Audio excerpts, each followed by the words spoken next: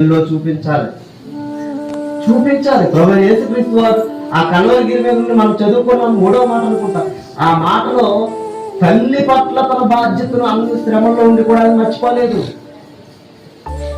రోజు శ్రమలు కాదు, సంతోషంగా మన తల్లిదండ్రులు మనం పట్టించుకోం. దేవుడు చూస్తాడు ప్రతి. చూద్దాం ఒకసారిగా వాక్యంలోకి మళ్ళీ మీ శత్రువులను ప్రేమించు. ఎందుకు ప్రేమించాలి ప్రభు అని మనం అడిగితే, మీరు పరలోక రాజ్యానికి రావాలంటే, నేను ఉన్న చోటు మీరు రావాలంటే, నేను నా శత్రువు అయిన సాతానుగానే క్షమించే గుణం కలిగిన దేవుడు. మీరు నా గుణం కలిగి మీరు ఉన్నారు. మీ సహోదరుని మీరు ప్రేమించకపోతే కాపాడేది సహోదరుని. కనబడి దేవుడు ప్రేమిస్తున్నాడు నువ్వు చెప్తే, నువ్వు అబద్ధికుడు అవుతావు. బయట చెప్తున్నా, వాహనంగా చెప్తున్నా. ఇంకేం చెప్పితే, మిమ్మల్ని శపించు వారిని, మేము హింసించే వారి కొరకు ప్రార్థన చేయుడి.